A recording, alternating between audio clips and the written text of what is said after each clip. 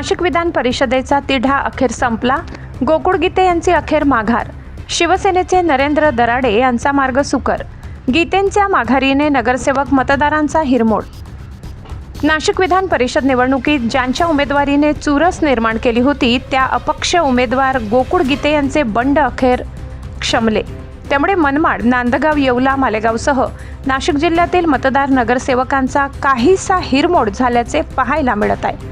माघारी अखेर मुदतीपर्यंत महायुतीचे उमेदवार नरेंद्र दराडे यांच्यासमोर भाजप बंडखोर प्रसाद हिरे व गोकुळ गीते यांची उमेदवारी कायम राहिल्याने तिढा निर्माण झाला होता। त्यातही गोकुळ गीते यांच्या उमेदवारीने नरेंद्र दराडे यांच्यासमोर चांगले आव्हान उभे केले।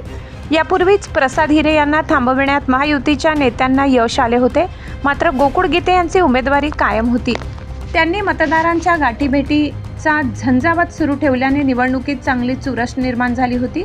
नरेंद्र दराडे यांचे पुत्र कुणाल दराडे यांनी आपला बाप काढल्यावरून गीते नाराज होते, त्यामुळे त्यांनी उमेदवारी कायम ठेवण्याचा निर्णय घेतला। 8 दिवसांपासून त्यांची मनधरणीचे प्रयत्न सुरू होते। मुख्यमंत्री व उपमुख्यमंत्र्यांनी त्यांना फोन करून विनंती केली, मात्र आज मंत्री गिरीश महाजन, उदय सामंत, दादा भुसे यांच्यासह आमदार सुहास अण्णा कांदे गीते यांच्या निवासस्थानी तळ ठोकून गीते यांच्याशी चर्चा केली।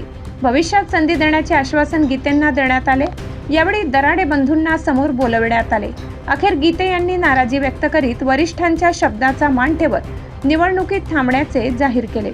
यामुळे शिवसेनेचे नरेंद्र दराडे यांचा विधान परिषदेवर जाण्याचा मार्ग सुकर झाल्याचे मानले जात आहे। मात्र असे असले तरी माघारीच्या मुदतीत माघार न झाल्याने नाशिक विधान परिषद जागेसाठी 18 जूनला प्रत्यक्ष मतदान होणार आणि नरेंद्र दराडे यांच्यासह गोकुळ गीते, प्रसाद हिरे या उमेदवारांचे नाव बॅलेट पेपर कायम राहणार आहे। दरम्यान गीते यांनी माघार घेतल्याने नगरसेवक मतदारांचा काहीसा हिरमोड झाला आहे।